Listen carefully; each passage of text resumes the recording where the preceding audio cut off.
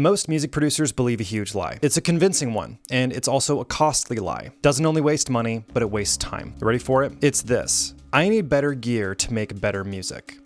I call this the gear myth. Now, I want you to hear me out and stick around till the end, because not only am I going to share why this is killing your ability to grow, but I'm going to share what you should actually do to improve that does not require buying more gear. So many home studio producers, especially beginners and intermediates, believe that if only they had better gear, then they'd make better music. A new interface, a new mic, more EQs, more compressors, more this, more that.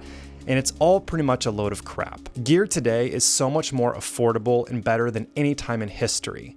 It used to be that if you wanted to produce music, you would actually need to invest significant amounts of money to even get the most basic gear. But today, you can pretty much get started on a shoestring budget. You can get an interface, a mic, headphones for a couple $100s and start making music. But yet, YouTube is filled with gear review channels, YouTubers telling you to buy more gear, and making you believe that you don't have the real stuff to get better. And then we've got the Facebook and YouTube ads that tell you that if you buy their plugin, that's how you'll make pro-level music.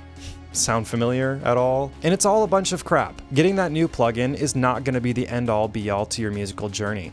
Getting a new mic will not make the world of a difference in how your vocals sound. Getting a new interface will not give you that competitive edge that you are supposedly missing. Most of this is marketing that is designed to make you feel like you aren't good enough without pulling out your wallet to buy the newest thing. And look, I'm not saying that you should never buy gear or never upgrade. There is a time and place, but what I'm talking about is the fundamental belief and philosophy of what makes a great music producer.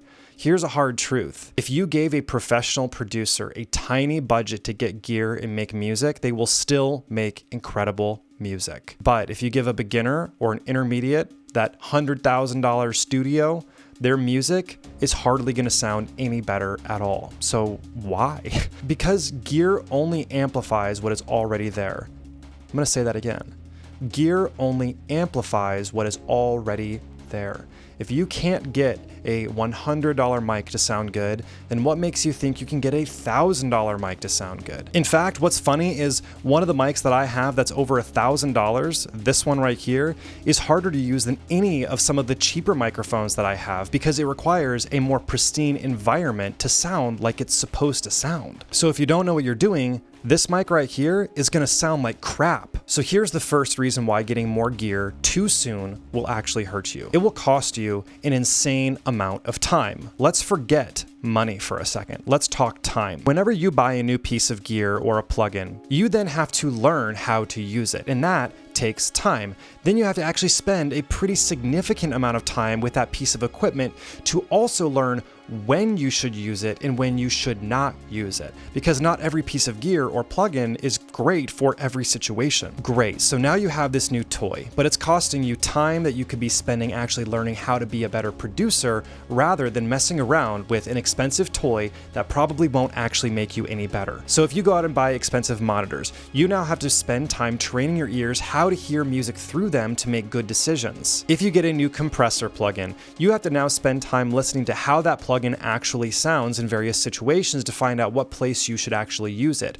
On and on we go. And what's really sad is how so many producers don't just buy one piece of gear at a time. Instead, they bundle it all up and get a ton of stuff all at once, and it is a massive waste of time. The second reason this hurts you is that it's a huge distraction. If you struggle with making great music with simple and affordable gear, then buying new gear is going to distract you from focusing on the fundamentals and core elements of what makes great music. So now instead of you learning how to get great source, how to nail performances, how to work with MIDI, how to edit material, how to arrange, how to compose, which I would say is 10 times more important than learning how to do all this other crap, you are now spending that time learning what knobs to turn on a new fancy plugin that again probably will make a 1% difference in your music. It honestly blows my mind how often we tell ourselves that new plugins will make that big of a difference.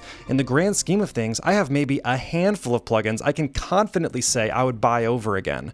I only use maybe 10% of all the plugins that I own. Just look at the list of plugins you currently have. How much of them do you actually use on a day-to-day basis in every session? Also, how many times have you bought something you were so excited about and thought it would make this massive difference, but then it's a huge letdown?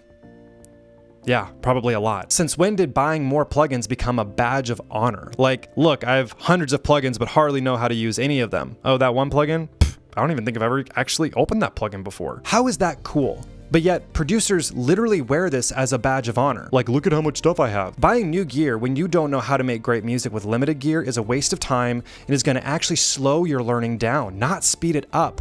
Because now instead of working on getting better sounding productions that sound fundamentally awesome without expensive plugins, you're sifting through your plugins, trying to find ways to make something that actually sounds like crap sound good. That's straight up backwards.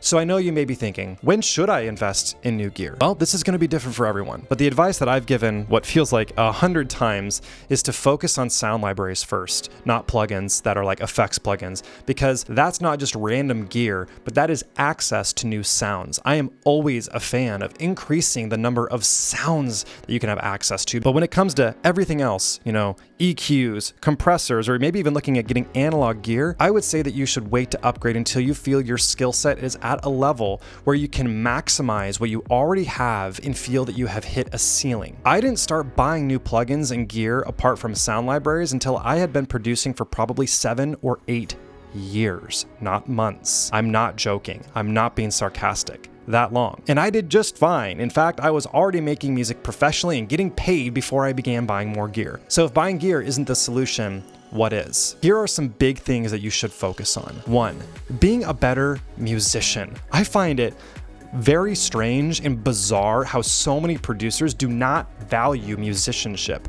Learn how to arrange better, learn how to perform better, learn how to coach musicians, learn some basic music theory, learn composition, learn how to write great music. Producers, in my opinion, have to be the best overall musicians in the room because they have to know how every instrument works together and how to make an entire piece of music flow together in a way that is cohesive. If I could choose between working with a producer who is technically super solid but is not a very good musician versus a really, really good musician who maybe technically doesn't understand how to produce, I'm picking that person every single time, because I can very easily teach them the technical stuff. Number 2, learn core recording fundamentals. I'm talking about how to get great source, how to record audio in a technically proper way. I've got videos on my channel that talk about this. Learn mic placement if you're recording live instruments. Learn how to get the best performances in the studio as possible. Number 3, train your ears. One of the best things that you can do is stop listening to music as a consumer, but instead become a student and actively listen and analyze the music that you want to create. Find your favorite music and break it down bit by bit. Describe the sounds, ask questions.